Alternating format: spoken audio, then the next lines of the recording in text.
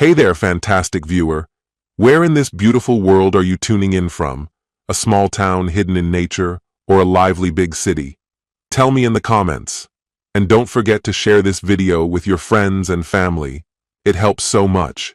Let's jump in. The piercing buzz of the intercom beside my bed jolted me from a heavy afternoon sleep. Still half asleep, I reached out and smacked the button. "There's a woman here to see you, sir," Colette's voice crackled through the speaker. "I'm in the middle of something, Colette," I said, lying effortlessly. "Can you check if Valerie can handle it?" Colette, my assistant, usually dealt with unexpected visitors. Honestly, I had nothing going on. My life had become monotonous, and that nap had been the most exciting part of my day. Colette knew this, which made the interruption feel suspicious. "She says it's a private matter. Urgent," Colette replied. "She claims it's something only you can deal with." I let out a long breath. "Schedule her for next week. I'm not—" "She's being very persistent, says it can't wait." "Of course she is. Fine, bring her up. Give me 5 minutes." Dragging myself out of bed, I splashed cold water on my face and made my way across the sprawling penthouse to my office. The city, wide and endless, loomed through the vast windows. I hate this place. I despise the building, the skyline, even the sea of employees working 17 floors below me, technically all under my command. Colette entered without knocking. Not that she did anymore. I barely spent time here, despite being the nominal leader of the whole operation. I stayed in the penthouse because I had nowhere else to go, no better reason to be anywhere else. The woman following Colette entered with measured steps, trying to project confidence, but the grandeur of the room clearly caught her off guard. Her composure wavered. She hadn't expected the office to be this extravagant. It threw her. She looked uncomfortable, like someone far out of her depth. "Mr. James Cole?" she asked, beating Colette to the introduction. "That's me. I'm Julia Pierce from Slough Social Services." Her introduction should have startled me. It didn't. "And what brings you to my door, miss? Or is it Mrs. Pierce from Slough?" "Just Julia is fine," she said, forcing a polite smile. "We try to keep things informal." She was flustered. I wasn't what she had anticipated. The space, the luxury, it wasn't the world she was used to. To her, I probably seemed like an alien species. "All right, Julia. I'm James," I offered. "What brings you here today?" "Oh, right, sorry. Colette, you can leave us," I added, glancing at my assistant. Colette gave me a look, smirked, and slipped out, closing the door softly behind her. Julia was striking. No denying that. And I'd met my fair share of opportunists over the years. They always had a game, always an angle. "Mr. Cole, James," she corrected herself. "As I said, I work with Slough Social Services." "Yes, I heard you the first time. Let's skip the pleasantries. What do you need?"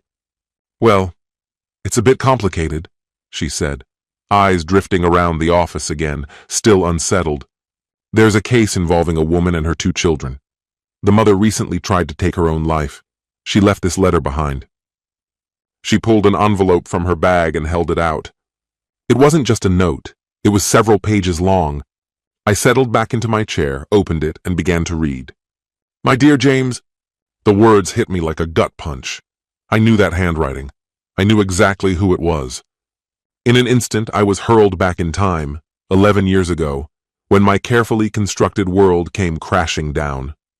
That day had already started badly.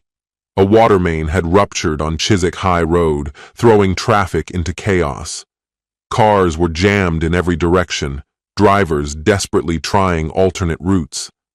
I was trapped in the mess, arriving at work almost an hour and a half late. It was the second time that week the commute had turned into a nightmare. The moment I walked through the building's front doors, Julia, my secretary back then, or rather the team leader of a few staff, met me head on. "James, where the hell have you been? Why haven't you answered your phone?" she barked. Damn. I'd probably forgotten to charge it again. That was happening a lot lately. I'd been so worn out at night I could barely keep my eyes open, let alone remember something as simple as plugging in a phone. "Thomas Jenkins has been looking for you since 9 this morning," she continued. "He's losing his mind over something. You need to see him. Now. Just what I needed, another fire to put out. That pompous bastard on his bloody horse.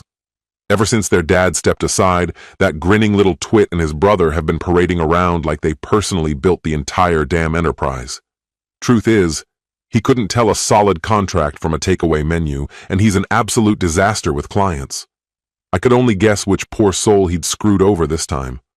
Oh, of course, James. Thank God you're finally here.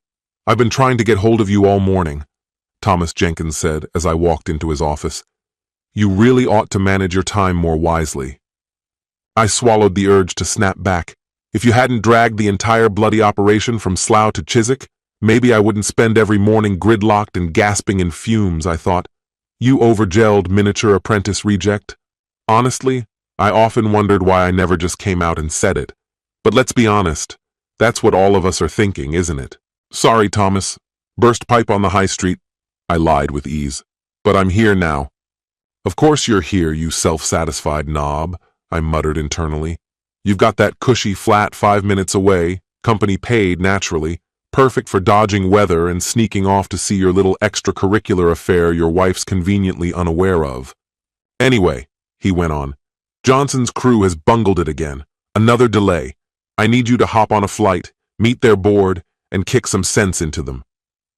They were making threats, again, about yanking the contract. If that happened, there'd be fallout everywhere, not just at head office, but all the way down at the factory floor. You managed to charm Johnson before.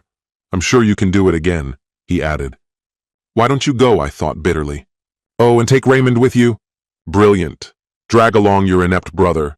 Between the two of you, you'll sink this company quicker than a brick with a hole in it. If your old man had even half a clue how badly you two are running his legacy into the ground, he'd be turning over in his coffin. But of course, none of that left my lips. We all think it. We just never say it. I sometimes wonder why I hold my tongue, but the answer's always the same. I like my paycheck. I'll give Simon Johnson a call, I said. He usually hears me out. We've worked together for years. Thomas shook his head. No need. You're on the noon flight. Simon's out, retired. His nephew Paul's running the business now. Raymond and I are tied up this week, so it's all you. Noon? I echoed, startled. That's really tight. I've got to pack, and I promised Samantha I'd take her to the theater tonight. She'll manage, he replied flatly. We'll reimburse the tickets. The show runs all week. Samantha had been hounding me about it for ages. I'd finally carved out the time, especially after closing the Carter deal. I'd hoped to actually have some evenings back, just for a bit. But tonight was the only performance we could get seats for. Every other night was sold out. If I flew out today, I wouldn't be back until Friday. Samantha would be furious. Well, Thomas said, totally unbothered. She can bring a friend. She knows how critical the Johnson account is. It's nearly half our revenue. Call her at the plant. Ask her to throw some things in a bag for you. No way you're making it home and back before the airport. Off you go. We can't risk you missing that flight. Smug git, I thought as I walked out of his office. I'd joined the company straight out of university, back when Harold Jenkins still called the shots. Back then, it was just a small operation, Jenkins and Sons Machine Tools. Harold had built it from scratch. When Thatcher declared British industry needed to fend for itself, and the banks began clawing back loans, manufacturers across the country started folding. Harold moved fast, buying up second-hand equipment and surplus stock for next to nothing, refurbishing it, and flipping it to emerging markets at a tidy profit. He was a true blue Tory to his bones, always in a crisp suit, allergic to taxes, and no doubt parking half the profits in some sunny offshore haven. Because no respectable conservative ever pays more than absolutely necessary, right? But when the financial chaos calmed, Harold shifted gears. He transformed the business into a brokerage for companies looking to export machinery across Europe. The model was simple: import the parts, assemble them locally, and ship the finished tools across the EEC. The business took off. Then, the Golden Boys came of age, and everything started to unravel. Unfortunately, Harold's two sons, both still in university at the time, tried to run the company with a just-in-time philosophy. While that approach might excel on the production floor, it was a poor fit for our line of work, where delays were not just possible, but inevitable. We sourced parts from all over the world, and any number of unforeseen issues could throw off delivery schedules. Most of our clients were understanding about this, but had the brothers built in even a modest buffer when promising shipment dates, we could have sidestepped a fair number of headaches. To me, it always seemed like basic business sense. Promise delivery in 3 weeks and hand it over 5 days early. You're a hero. But promise 2 weeks and miss by just 1?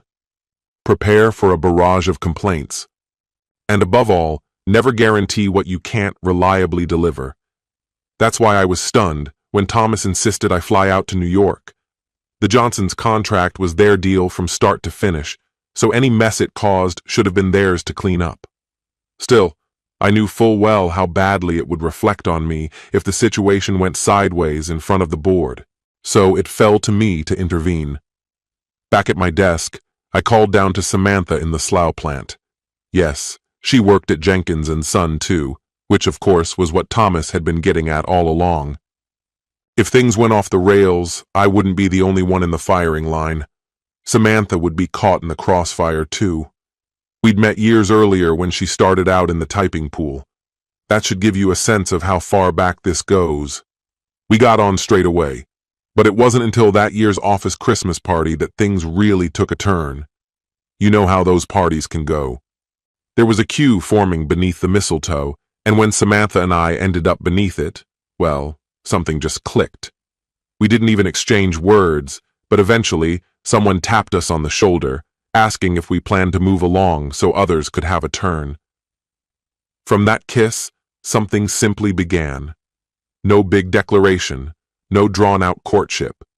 Suddenly, we were buying each other presents like teenagers, and I ended up eating Christmas dinner at her place. I got the feeling her family was expecting someone else, but no one mentioned it. We welcomed the new year together, and on January 1st, we woke up in my bed, our first night as a couple. The specifics are a bit hazy, I admit. What I do remember clearly is that she never went back to her own place that night. 4 months later, we were married. The following 10 years were, without a doubt, the best of my life, at least on the home front. Work was going well too, until Harold's twin boys finished university and joined the company. Before they showed up, I was Harold's confidant, his fixer, his first call for anything that needed doing, front of house or behind the curtain. But their arrival shifted everything. Harold didn't push me aside, not exactly, but it was obvious his sons weren't thrilled about taking direction from someone outside the family. They kept things cordial, but it wasn't hard to sense the awkwardness around my authority. Then came the flotation. Harold went public and made an absolute killing. That's when I really felt the sting.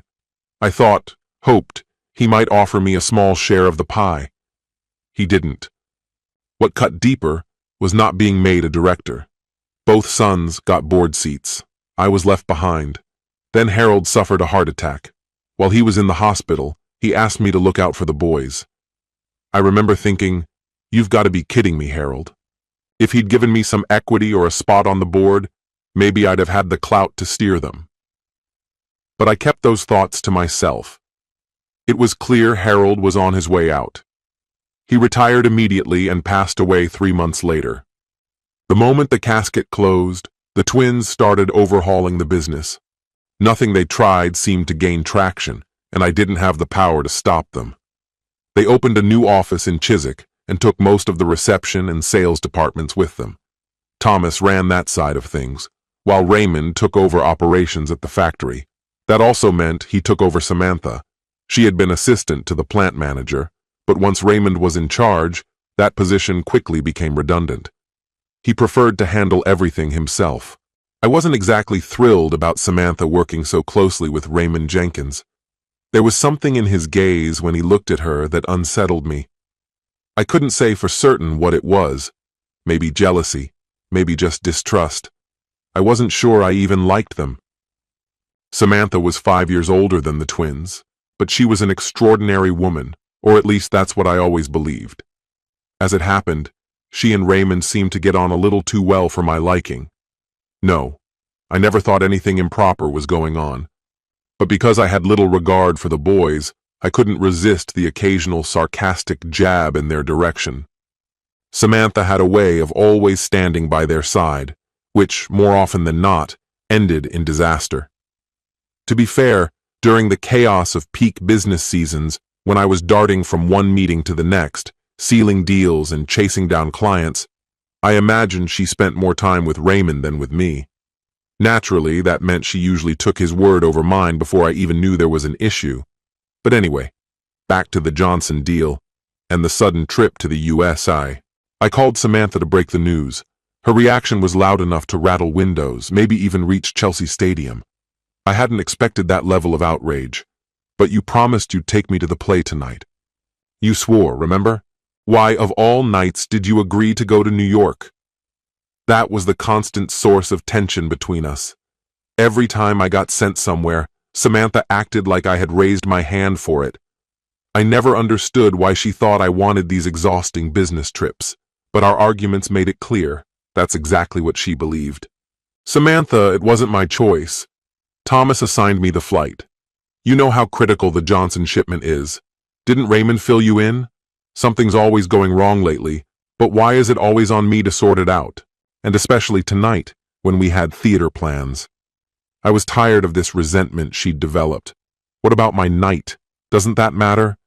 Even after I explained I was being ordered to New York, she still insisted I was bailing on her willingly. I lost it. It felt like she didn't hear a word I said. Honestly, Samantha, I couldn't care less about the damn play right now. This deal, this trip, is about keeping our heads above water. If I blow things with the Johnson board, the whole company sinks. And don't you dare pin the plant delays on me. That's the problem with dividing the business. We'd created this internal rivalry. I got stuck on one side of the line, and Samantha, without question, was on the other. Yet again, a storm was brewing. Just go home, throw some things into a bag for me, and meet me at Heathrow by 11. Check-in counter, please. She went silent.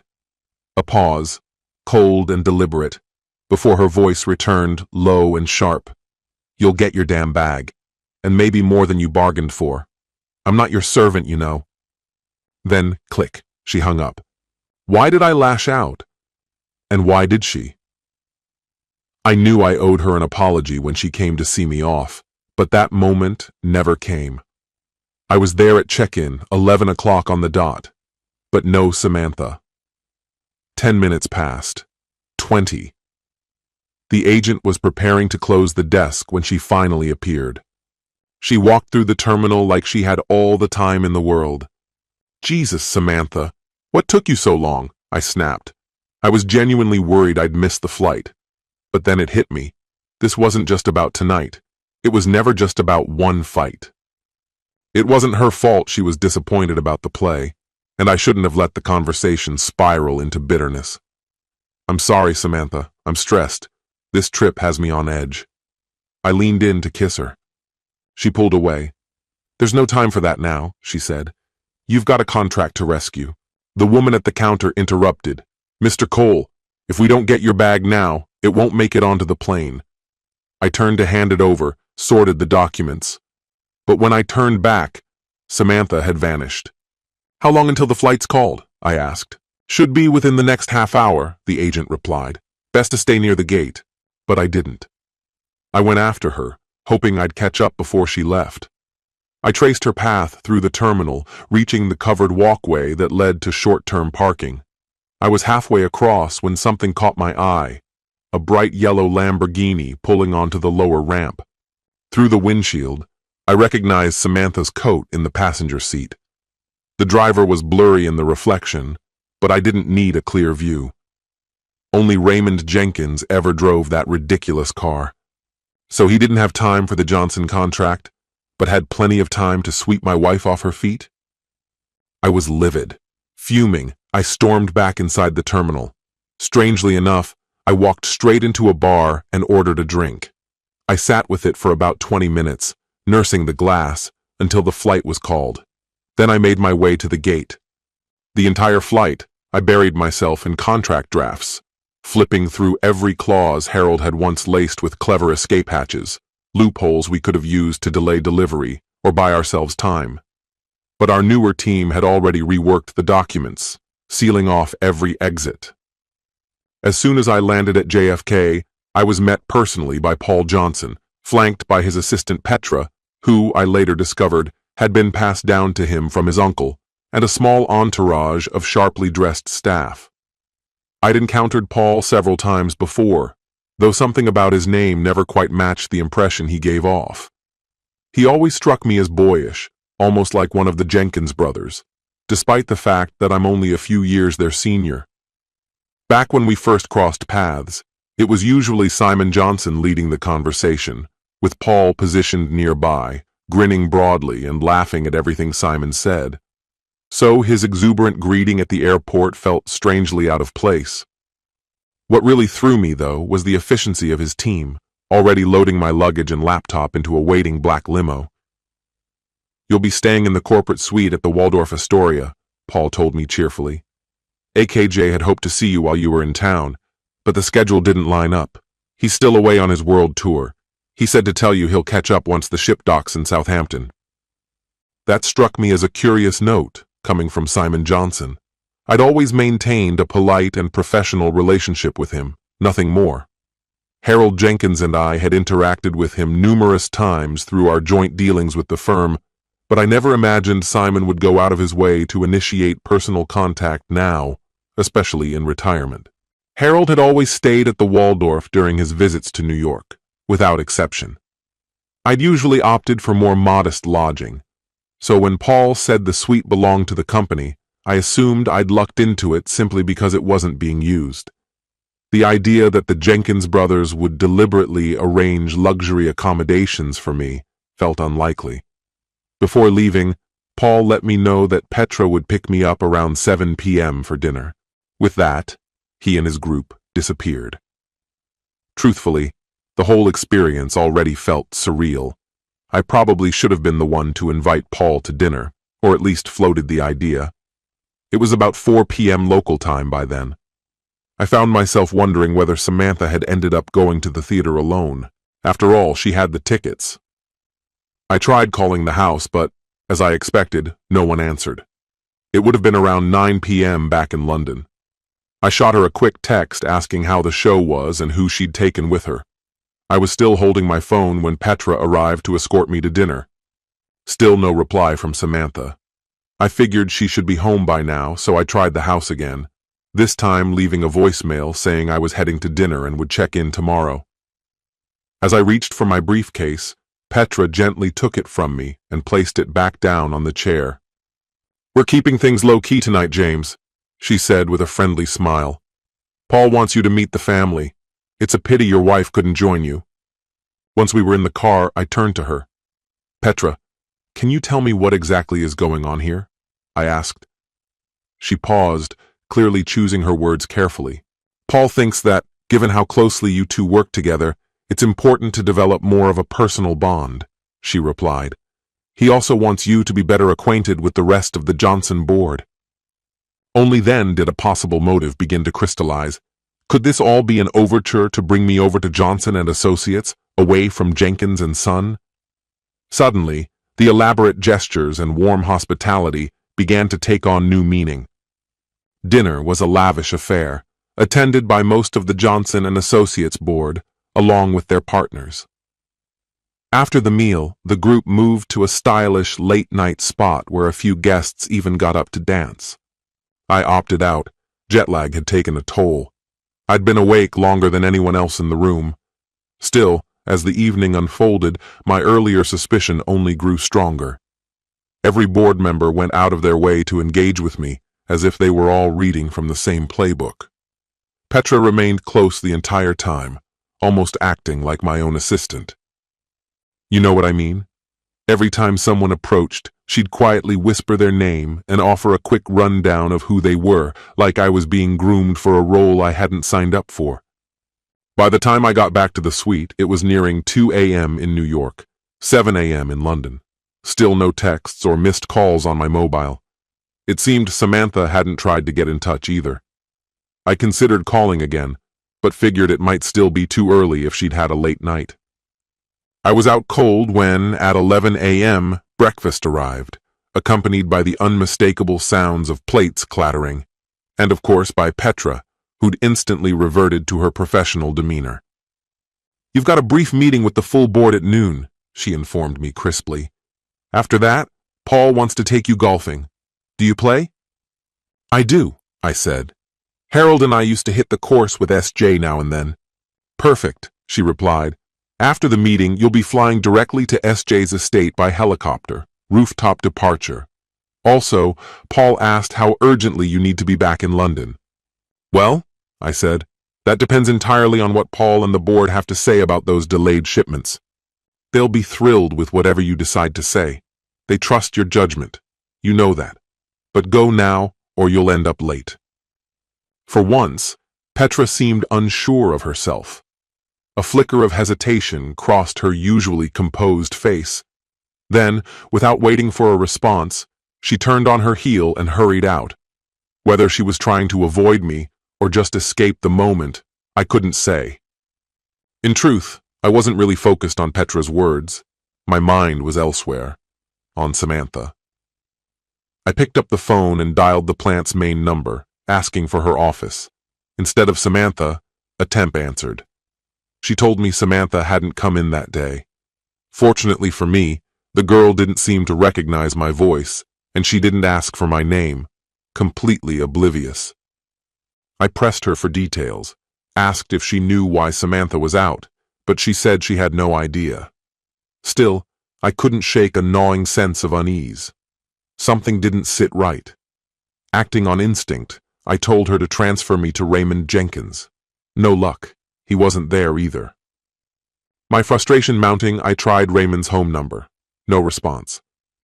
I called Samantha's mobile, straight to voicemail, then Raymond's cell, same result. With nerves starting to fray, I called Thomas Jenkins over at the Chiswick office. He picked up, and I didn't waste time. "Where's Raymond?" I asked sharply. "There's a detail in the contract only he can clarify." Thomas paused, just briefly, but long enough to register. Then he said, "I think he went to Brighton." He mentioned meeting with the Carter Industries board. Pretty sure he took Samantha along to record minutes. That was the moment I knew Thomas was bluffing. Poor move, you slippery bastard. That contract? It was done and dusted a week ago, signed, filed, and completely off our plates. What kind of lie were you hoping I'd swallow? I didn't challenge him outright. I let the lie hang in the air. When he casually asked how things were progressing on my side, I told him I'd be extending my stay to smooth out a few final matters. Then I hung up and immediately called Monty Carter's assistant in Brighton. As I suspected, she confirmed there was no meeting scheduled with Raymond. Not that day, not ever. She didn't even know who he was. Just then, Petra reappeared, insisting I get ready for the day's conference. I crammed the rest of my breakfast down and rushed to the shower. We were running a bit behind, but nobody seemed to care. We moved straight into an endless carousel of handshakes and introductions, followed by a guided tour of the facility. It wasn't until just after noon that we finally settled into the conference room. Honestly, the talks felt farcical.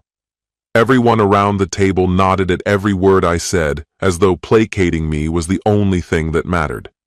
It was clear they shared my low opinion of the Jenkins brothers, but no one dared say so aloud. I was bracing for some bold, sweeping offer that never came. When the meeting ended without fanfare, I was left genuinely puzzled. Afterward, Paul, a few board members, and I headed to the rooftop to board the chopper. Petra came too, as usual. She asked when I wanted to fly back to the UK and took it upon herself to book the flight for that evening. Later, while we were at the golf club, I phoned my secretary in Chiswick to let her know I'd be extending my stay. In reality, I was preparing to return early, but I needed everyone back home to believe I was still abroad. Petra must have picked up on the subtext. "James," she said softly, "I hope you don't mind me asking, but is something bothering you? Every time you call England, you seem more unsettled." "I'm not sure yet. There might be something going on. Something personal." "We've known each other a long time," she offered. If there's anything I can do, well, I'm very good at discretion.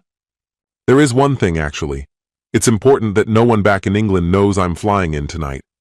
If I'm right about what's going on, I want to catch them red-handed.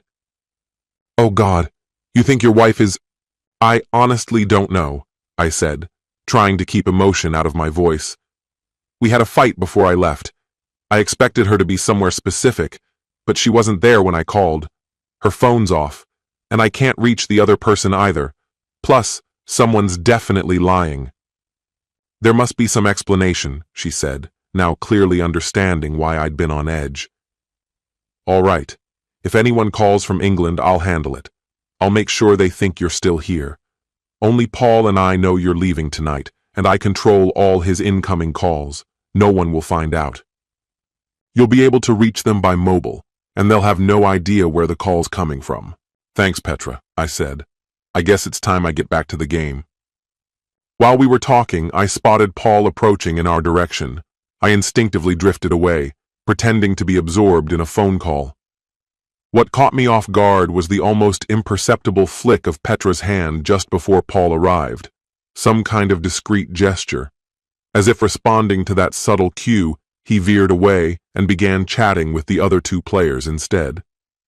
Once the match ended, we drove out to SJ's place for dinner. That's where I ran into his daughter, Beatrice, again. Something about her was different this time.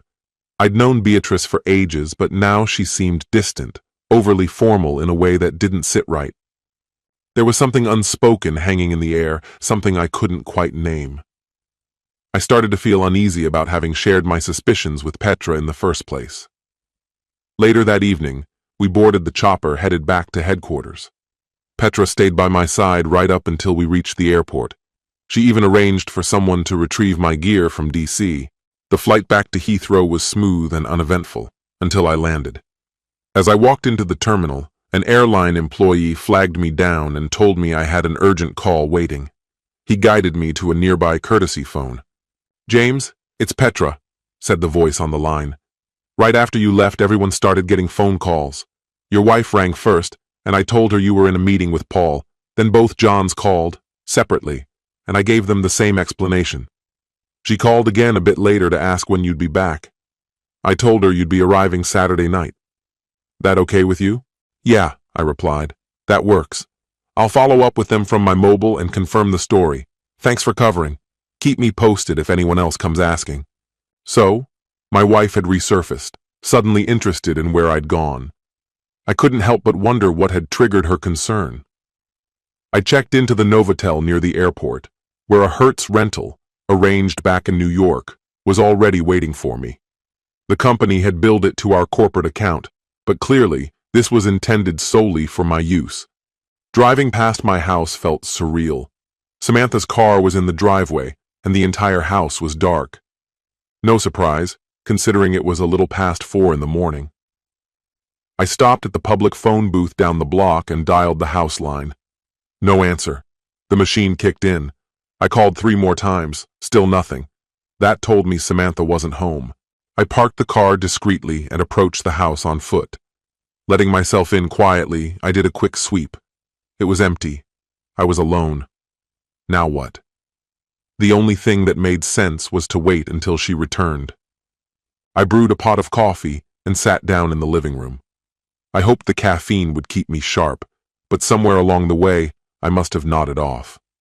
I woke up to the unmistakable growl of a Lamborghini's engine just before 8. Peering out the window, I saw Samantha and Raymond stepping out of a bright yellow coupe and walking toward the house. "Come on in, Raymond," she said, unlocking the door. "I'm gonna hit the shower and change real quick. Head to the kitchen and get some coffee going. I need something to snap me out of this fog." Neither of them noticed me sitting right there in the living room, even with the front door wide open. I suppose people don't tend to see what they aren't expecting. Samantha rushed upstairs while Raymond made his way into the kitchen. I heard him opening drawers and cabinets. "Sam, where's the coffee machine?" he called out. "Should be on the counter," she yelled back. "Well, it's not," he replied, already heading upstairs to find her. Soon I heard her footsteps coming back down. "Honestly," she muttered, "men are completely lost without a woman to sort them out." As she entered the kitchen, I heard her pause. That's strange. It should be right there. I don't remember moving it. Her voice faded as her eyes met mine across the room. She froze in place, speechless. "Oh my God," she whispered. "What are you doing here?" She'd been searching for the percolator but found me instead. She stood completely still, wearing only a revealing bra and matching thong, lingerie I'd never seen before. "Just waiting for my loving wife to come home," I said calmly as I stood up. "And now," I continued, my tone dark and steady, "I'm thinking about tearing that smug bastard's throat out." Samantha and Raymond both sat frozen in shock, totally blindsided. They had been certain I was still thousands of miles away. Raymond snapped out of it first and made a dash for the front door. Bad luck for him. It had one of those tricky old night latches with a reversed lever. The more he fumbled with the handle, the more desperate he got. I slammed him hard against the door and let loose with a savage barrage of punches. Honestly, I don't think the little punk had the faintest clue how to defend himself. Samantha screamed, trying to wedge herself between us, insisting I was wrong, that things weren't what they looked like. She clung to my arm, begging me to stop, but I wasn't finished. Truth be told, I held back more than I wanted to. A lot of people in my position would have let rage take the wheel, but I reined it in. Instead, I twisted the lock properly, yanked the door open, and shoved him out. Without hesitating, I grabbed Samantha and forced her out after him. The door slammed shut behind them, and I headed straight for the liquor shelf in the living room. A moment later, there was knocking. Then the doorbell rang. Her voice filtered through the mail slot, frantic and apologetic, still trying to convince me I was wrong.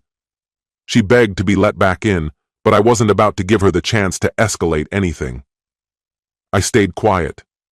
By then, some of the neighbors had noticed, curious eyes peeking from porches or standing openly in their yards. Thinking I was still in the living room, Samantha changed tactics and began pounding on a window, still crying out for me to listen. She must have hit it too hard, though. Right as the police cruiser rolled up, the glass shattered beneath her hand, leaving a nasty cut. Paramedics arrived not long after. It had to be the cops who called them, because I sure didn't. Then came a knock on the front door. Peeking through the viewer, I saw one officer speaking to both Samantha and Raymond. Then he turned toward me. "Good morning, sir. Mind giving us your side of the story?" he asked. I kept my voice even. Caught my wife with her pants down, not sure what else there is to say. "That's it?" he asked. "That about covers it," I said, though apparently the guy's claiming I hit him. "You did? Wouldn't you? He was trespassing in my house. Did you strike your wife?" "Not at all. I just gave her a helpful little push toward her new boyfriend. Figured that was more than fair." His partner, who had stayed with Samantha and Raymond, wandered over and gave a subtle shake of the head. "He's not pressing charges," he said, "and the woman insists she wasn't touched." He glanced at me. "But her arm's in pretty rough shape. EMT says she'll need stitches. She's being taken to the trauma center." "She's going to need clothes. Want to grab her a change?" "Not happening. That's her problem now. Let her sugar daddy pick up the tab for a new outfit." "Doesn't seem like a stretch," I added, just as the sound of the Lamborghini faded down the block behind the ambulance. "Guess she left with nothing." Then I looked at the officers. "If there's nothing else, I've got calls to make, to a glazier and my lawyer." They nodded and left with a half-hearted, "Hope we don't get called back later." I made the call. Within the hour, a glass repair guy showed up to replace the broken window. He tried making small talk, but gave up quickly when he saw I wasn't interested. Not long after, my attorney put me in touch with a divorce specialist. She said she could get the process started, but until Samantha hired her own lawyer, not much would move forward. Everything depended on how she planned to proceed. Throughout the morning, I noticed police cruisers slowly circling the block, probably doing drive-bys to keep tabs. I had the distinct feeling they'd tipped her off, because around 4 in the afternoon, another patrol car parked outside. This time, the officer didn't even bother to get out. Soon after, a Ford Transit van from her office pulled into the driveway. I hit the button to open the garage. The reason they were here was obvious. Samantha climbed out of the passenger seat, her arm now in a sling, followed by a woman I recognized from her work. While they began loading up boxes, I heard Samantha trying the side door that leads from the garage into the kitchen. It was locked, of course, so she circled around and rang the front bell. "James, please, I need you to hear me out. You've got it all wrong. Nothing happened between me and Raymond." Her voice came through the mail slot again. "James, I know you're inside. Just give me a few minutes. You're making a huge mistake." I opened the door just long enough to hand her the purse, slammed it shut before she could say another word. I'd already removed her credit cards and house keys. Through the glass, I watched her approach the officer waiting by the curb. He shrugged several times, clearly done with the whole scene. Eventually, he gestured toward the lawn, probably telling them to wait there until they were finished. He approached the entrance and gave a firm knock. "Sir, your wife would like a word," he said when I opened the door. "She's within her legal rights to enter the marital home." I didn't hesitate. "Let her know we're past the point of conversation," I said. "The property's on the market. She made the decision to walk away from this place. If it still meant something to her, she would have been here last night instead of spending it with her new boyfriend, wouldn't she? Tell her lawyer to reach out to mine," I added. "She knows who to call." The officer turned and returned to where Samantha was waiting with her companions. From my view through the glass, the exchange was animated but brief. Then I saw her collapse into the arms of her friends, who guided her back toward the van. Not long after, they pulled away. The cop lingered momentarily, watching as the garage door slowly closed.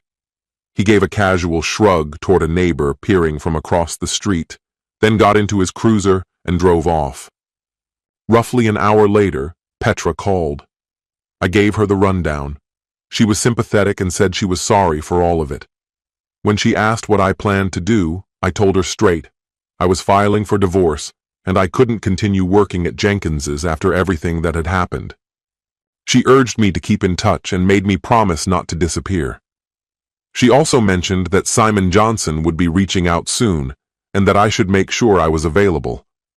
Paul had mentioned something similar, and I couldn't help but wonder why Johnson's visit carried so much weight. It was past midnight by the time I got back to the Novotel. Sleep wasn't going to happen. That place held too many ghosts. The next morning, after a quiet breakfast, I phoned Julia, my assistant, and asked if Thomas was around. She said he wouldn't be in and immediately pressed me about what was going on, so I told her everything. She was clearly shaken. By the time I finished, I could hear the emotion in her voice, probably tears. She mentioned Thomas had told her I'd likely resign whenever I came back, and she suspected he was avoiding the office just to dodge seeing me. His absence puzzled me.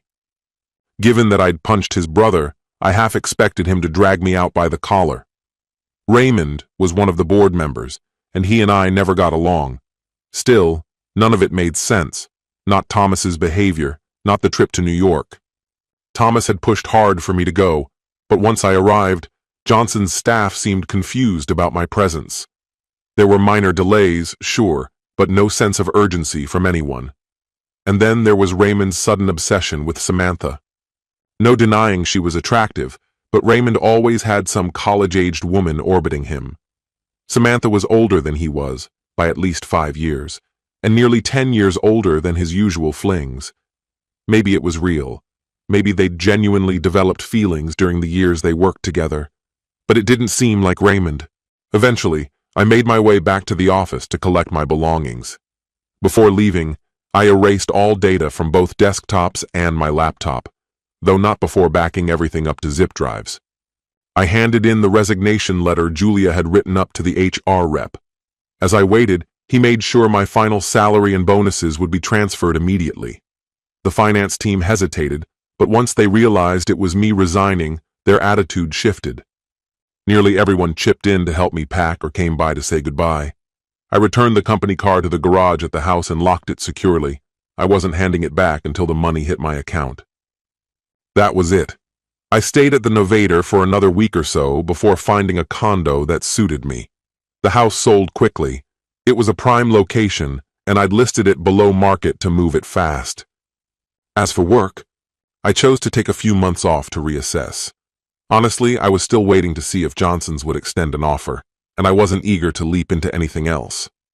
Samantha? I bumped into her a couple of times. Both encounters ended in explosive arguments. Let me be specific. On both occasions, I called her a whore, and she threw venom right back. Any chance of a peaceful conversation had long vanished. I was surprised she didn't shack up with Raymond immediately. She didn't move in with him until several months after I kicked her out.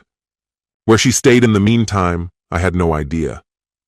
But the private investigator I'd hired told me she moved into Raymond's place not long after our first major legal clash.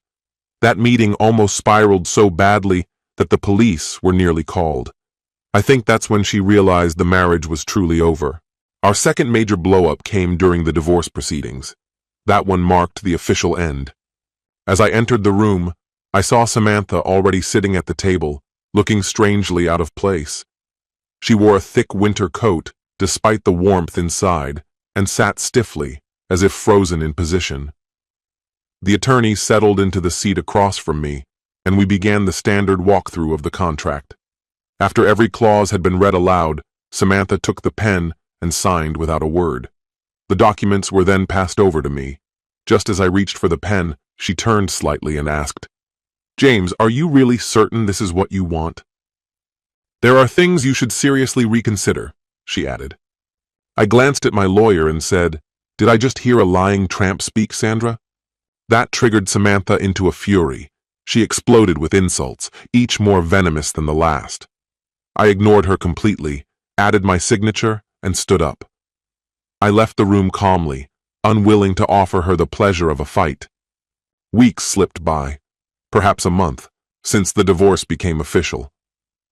That's when Petra contacted me to say Simon Johnson would be in Southampton over the weekend. I arranged to meet him at a nearby hotel. After we exchanged some awkward niceties, he and his wife began chatting casually about a cruise they'd recently taken. But something felt unusual. Simon wasn't treating me like a distant business associate. His tone was that of a close companion. At one point, we expressed our condolences about Harold's passing. Simon also mentioned he was sorry about what happened between Samantha and me. Then, out of nowhere, he said he regretted not stepping in sooner, but claimed he had been following Harold's instructions. That line stuck with me. It hinted that Simon hadn't been sure how to act. Any tension still hanging in the air dissolved when Bea entered the room. She embraced me warmly and kissed my cheek, just as she always had. Bea handed Simon the briefcase she'd been carrying, and without saying a word, she and Simon's wife left. Once the door closed behind them, Simon unlatched the case and looked at me. "All right, James, let's cut to the chase. What was going through your mind when Harold took the company public and didn't leave you a single share?" I hesitated, unsure of how to answer. It was his business. He had the freedom to distribute it however he saw fit. But you were part of it from the ground up. You helped build it. I'm guessing you took on more risk than most people ever realized, he said. I remained silent, sensing he was building to something important. Were you aware that Harold held a large stake in Johnson's through offshore structures? Simon asked.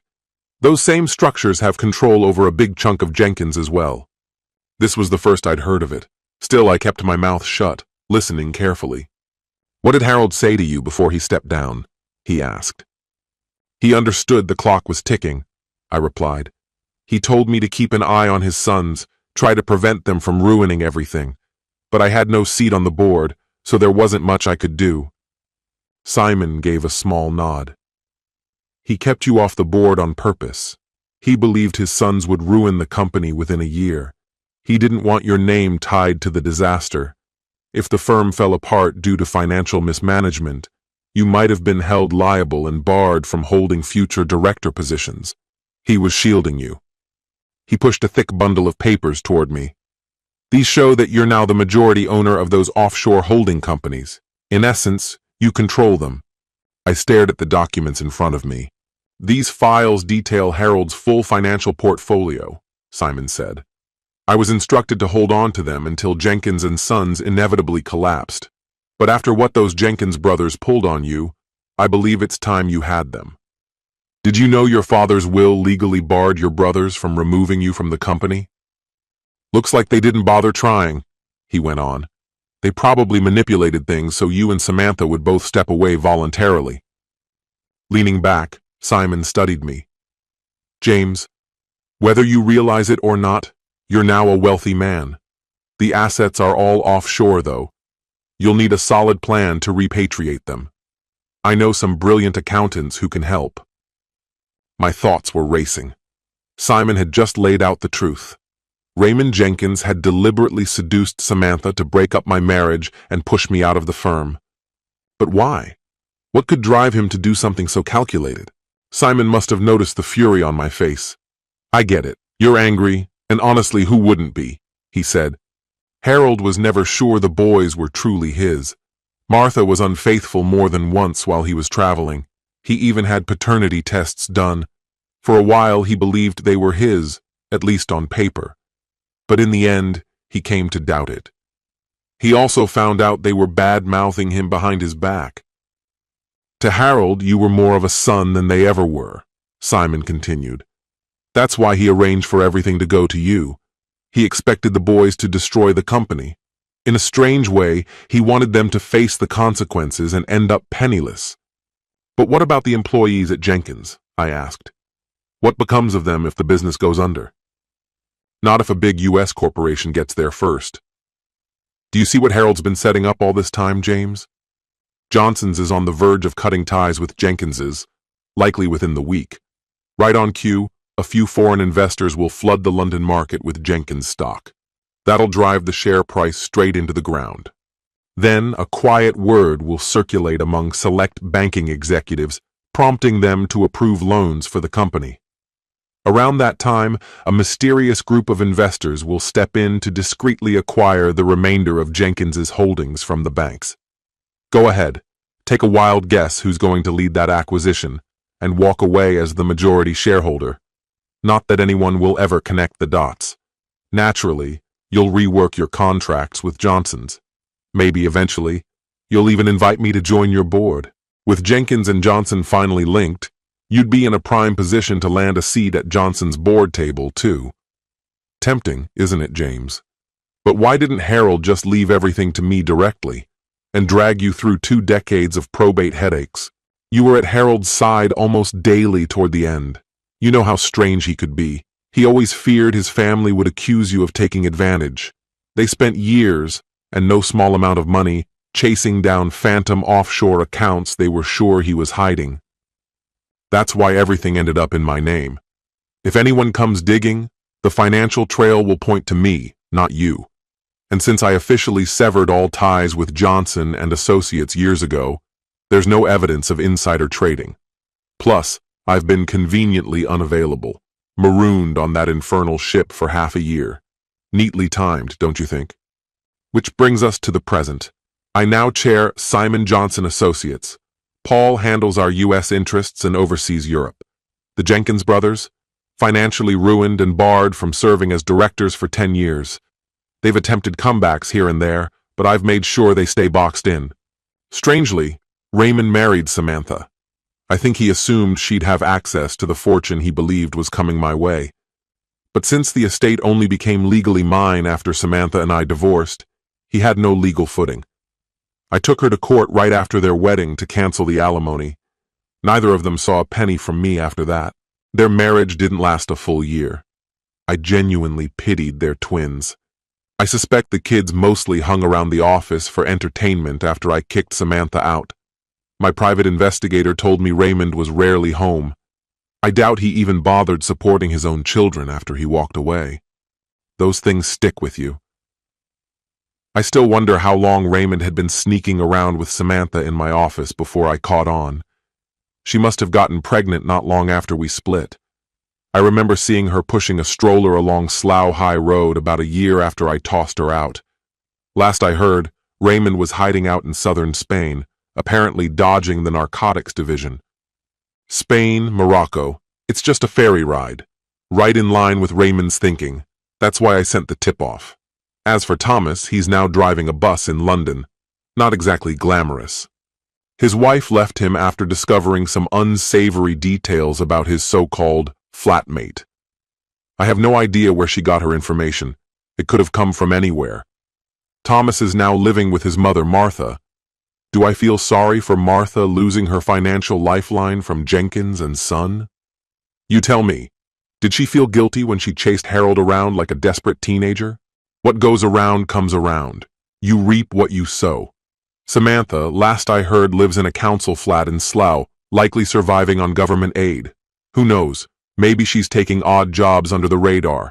Sorry, that was harsh, but I'm being truthful. Once things got moving, they moved fast. Paul and I made a solid partnership. We were shaped by legends.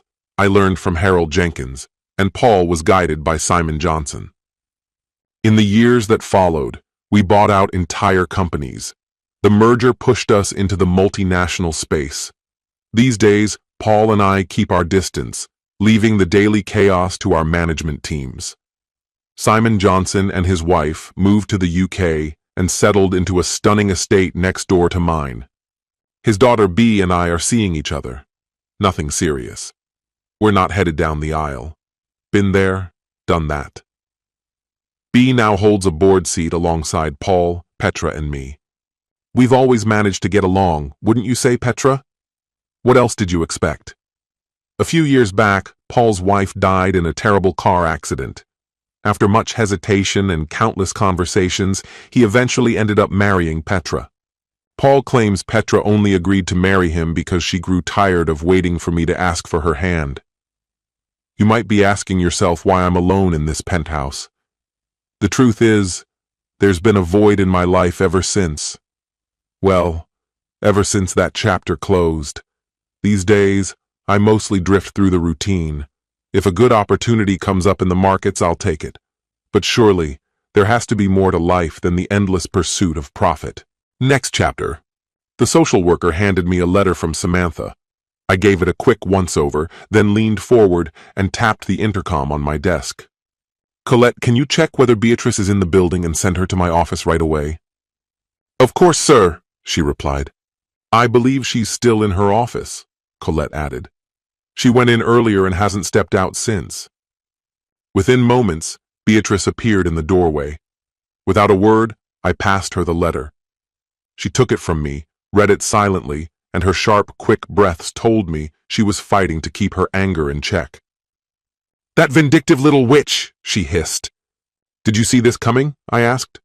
Not in the slightest, so what now? Bea, I said calmly, what choice do I really have? Turning to Julia Pierce, I asked, which hospital is treating Samantha? Slough General, she replied. Any updates from the doctors? When I visited last night, they were still unsure, she said. She'd taken a cocktail of pills, every medication she had at home apparently. They've cleared most of it out of her system, but they can't say how long she was unconscious. It'll take time before they can predict anything. And the children? I asked her. They're with their foster mother as of last night, Julia responded. She's watching over them for now. I figured I'd wait to hear what you wanted to do. I'll need the original letter, I said. If Samantha doesn't make it, the coroner will require it as part of the investigation. No problem, Beatrice replied. I'll photocopy it and give the original to Miss Pierce. I pressed the intercom again. Colette, get me the general manager at Slough Hospital now. The phone rang a moment later. Yes, this is he. You know who I am, correct? Excellent. I have one question. How far over budget is your hospital this year? Then I said this. There's a patient of yours named Samantha. Julia, remind me of her last name? Cole, she answered. Same as mine. That caught me off guard. Right, Samantha Cole. She overdosed and is now in your care. Here's the situation. If she recovers, I'll personally donate £1 million to your hospital. If she doesn't make it, there will be no donation. Do you understand me? Good. I want her to receive the highest level of care. No cost-cutting, no excuses. That's it. Beatrice raised an eyebrow. They're likely doing their best already, she said. But I've stopped trusting hospital administrators. You hear too many horror stories about budget cuts leading to fatal mistakes. £1 million incentive should guarantee they give her every chance. Exactly, I said with a nod. Now let's go collect my children. I assume that's why you're here, Julia, I added. She stated in her letter that they're your children, Julia said. And under the circumstances, I don't see any reason not to place them in your care, for the time being. But do keep in mind, she added, that until a judge rules otherwise, they remain legally my responsibility. You have my word, I assured her. They'll be safe and well looked after. I'll keep you informed every step of the way. If you agree, I'll take them to my home near Swindon. There's more than enough there to keep them busy while we wait to see how Samantha does. In about an hour we can be on the motorway and stop by the hospital on the way. I appreciate that, Mr. Cole, said Julia. Let's make sure we keep the lines of communication open, James, Julia. The children will be more at ease if they sense we're working together. Together, the three of us made our way down to the basement garage. Julia accompanied Beatrice and me in the back of the limousine as we headed towards Slough. Our first stop was the hospital, where we pressed for an update on Samantha's status. The doctors weren't thrilled to be pressured so soon, but we had to ask. Once we left the hospital, Julia guided us to the foster home where the children were waiting. Bea and I sat silently in the car as Julia stepped inside to speak with the girls alone. About 10 minutes slipped by before she waved me in, and Bea trailed closely behind as we made our way into the house. Kay, Heather, this is your Uncle James, Julia introduced, directing her words toward the twins. He'll be looking after you while your mom gets better. We'd agreed not to elaborate on the uncle story until we had a clearer idea of how Samantha would react and how the girls might take it. Hello, I said with a soft smile. And this is my friend Beatrice. You can call her Aunt Bea. The girls, both 10 years old, gave us a once-over, their expressions a mix of doubt and curiosity. While your mom's healing, you'll be staying with your Uncle James out in the village, Julia went on. I think you're going to love it, Bea chimed in brightly. There are horses and there's even a swimming pool. Where is our mom? Can we visit her? Kay asked, her voice tinged with worry. Is she going to die? Heather added, quiet but straight to the point. The doctors are doing everything they can to make sure that doesn't happen, I answered honestly. But I could tell they weren't convinced. We've seen her recently, I added, trying to reassure them. But if you'd like, we can stop by the hospital so you can see for yourselves how hard everyone is working to help her recover. They might not let them into the ICU, Julia cautioned. They will, I replied with calm confidence. Trust me, think of it like a good investment. We dropped Julia off at the train station where she'd left her car, and then the three of us continued on to the hospital. Just as I had hoped, they made an exception and allowed the girls to enter the intensive care unit. To my surprise, they didn't shed a tear. Instead, they carried themselves with an unexpected maturity. Bea even mentioned how much they resembled her. That was when I realized there was no need to go forward with any DNA tests.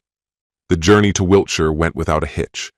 The girls quickly made themselves at home in the limo, poking around and marveling at all the features. The idea of watching TV while cruising down the motorway especially thrilled them. Not long after we'd left the main road, Heather turned toward me. You're our dad, aren't you? She asked, eyes searching mine. There didn't seem to be any point in denying it. I think I am, I said quietly, but I didn't know until today. If I had, I would have been in your lives from the very beginning. We know, Heather replied. Mom told us last week.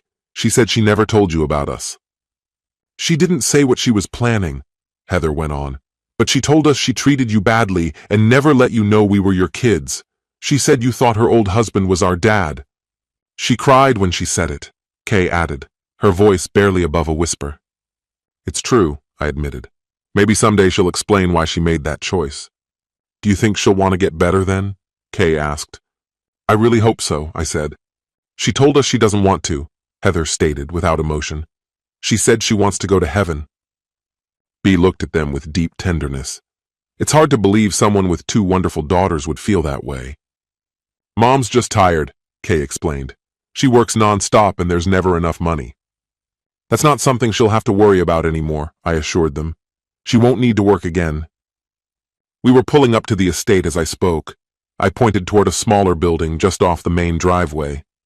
See that little house? I said. If your mom gets better, I'll ask her if she wants to live there.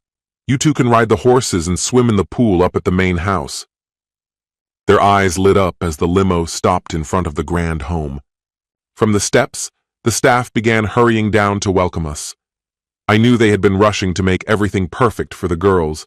One of the guest rooms had already been prepared with 2 twin beds just for them. As the staff surrounded the girls with warm greetings and ushered them inside, Bea and I were momentarily forgotten in the background. Well, that's a twist, Bea said with a soft laugh.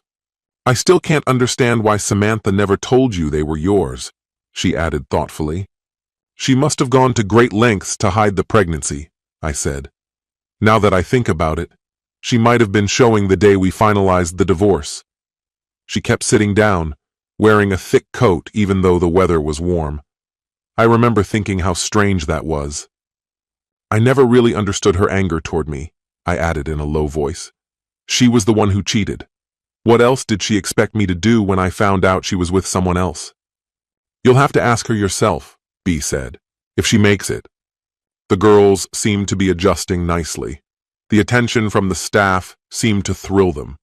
Every night, I tucked them in and shared stories from my childhood, at least the parts before everything went wrong. 2 weeks later, I quietly stepped into Samantha's hospital room while she slept. The night before, she had stirred for the very first time, as if surfacing from a long, weightless drift. I slipped the letter into her palm with care, watching quietly in the dark, waiting for her to stir again. Eventually, I must have drifted off beside her. James, I'm sorry, were the first words that broke the silence when she finally spoke. I turned to look at her. Her eyes were fixed on the letter she now held. How are the girls? She asked softly. They're doing great, I answered. We spent the morning at the pool. My team barely made it through the chaos. They're amazing, so much of you in them, I added. Bea's bringing them back later today. Thank you. I regret shutting you out of their lives, she said in a quiet voice. It was impulsive, driven by anger. Once I made that choice, I didn't know how to walk it back. Then you should have chosen better, I replied, my tone sharp. I know, she whispered. I was desperate and scared. Raymond left me drowning in debt. He made me sign on to everything. I think that's why he married me, to use my credit after his bankruptcy wrecked his. You don't owe anything anymore, Samantha, I told her gently. I paid it all off. And the people you turned to for help, the dangerous ones, they're gone. You knew about them? She asked, startled. It didn't take much to find out. They showed up at your place while one of my staff was packing the girls' things. He told them to come back later.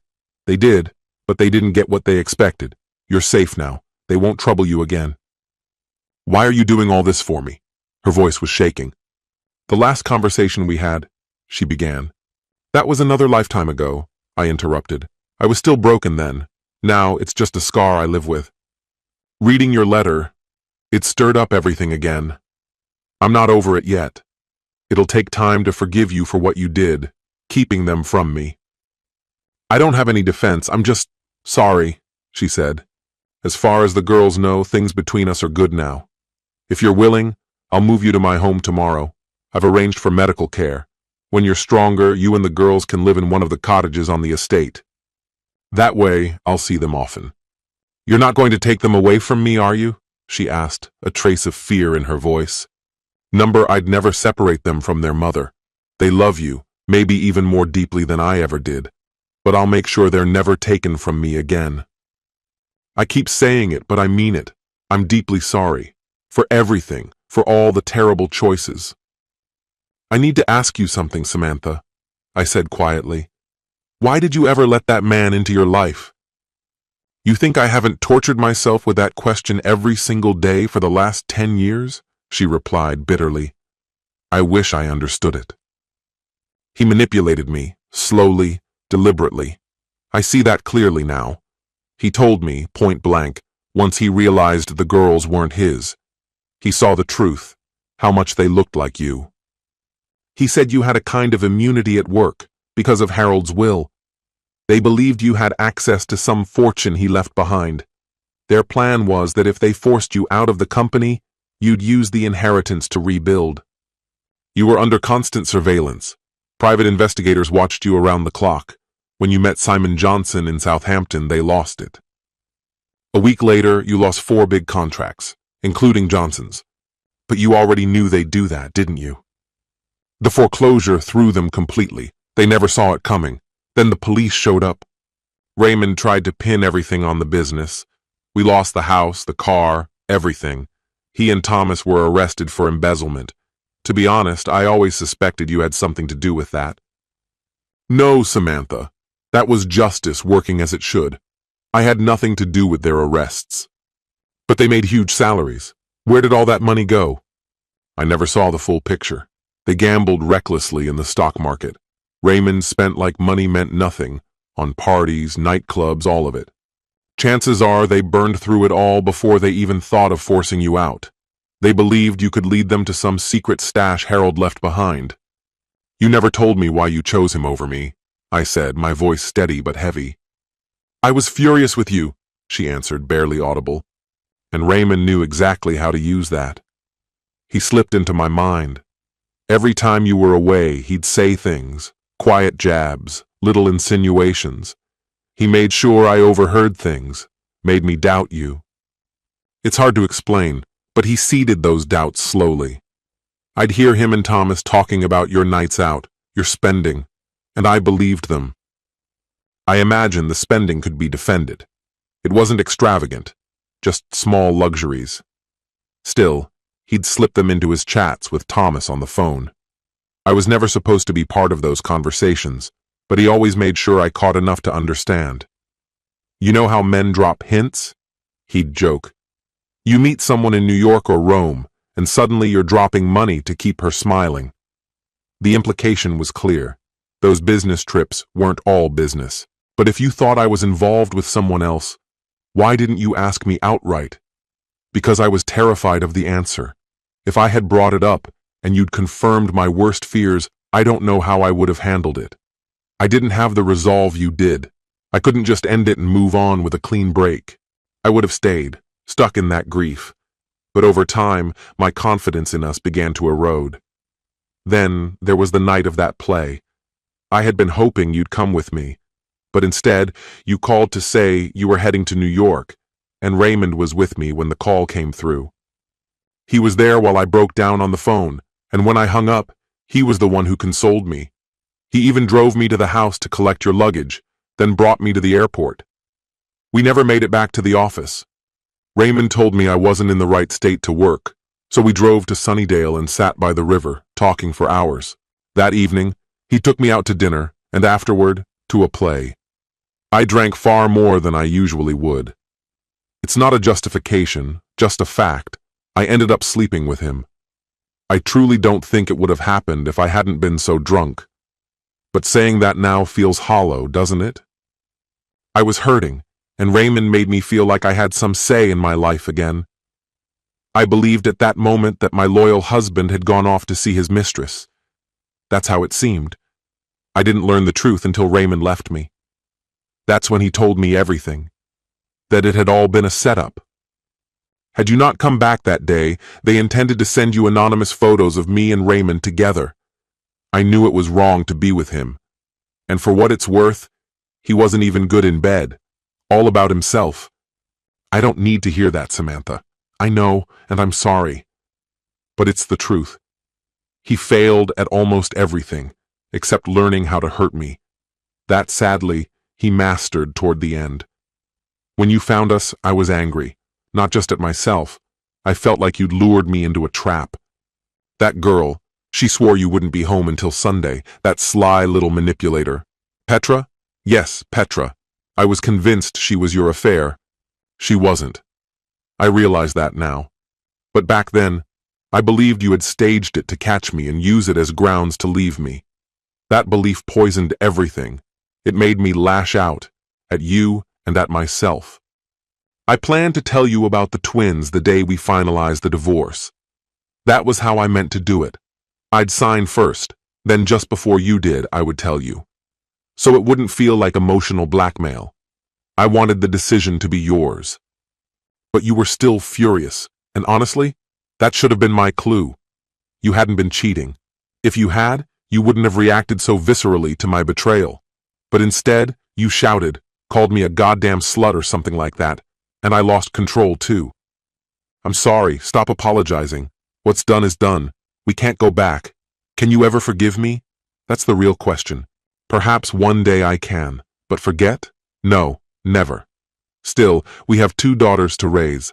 I'll be civil, and I expect the same from you. You're their mother. You'll always be in their lives, and I'll be the father they deserve. Just promise me. No other men under my roof. There hasn't been anyone else, and there never will be. Never is a long time, Samantha. Samantha stayed on the property in a modest cottage with the girls until they went off to university. A few years ago, cancer took her. I don't think she had the strength left to fight it. Eventually, I married Beatrice. Did we love each other? Yes, though not the way I loved Samantha. What Bea and I share is something steadier, more like soulmates than lovers. We care for each other deeply. It might be love, just not the same kind. The twins are grown now, with families of their own. Bea's a grandmother, though she jokes she's far too young for the title. Am I happy? In some ways, yes. In others, no. I wish I could have grown old beside the woman I truly loved.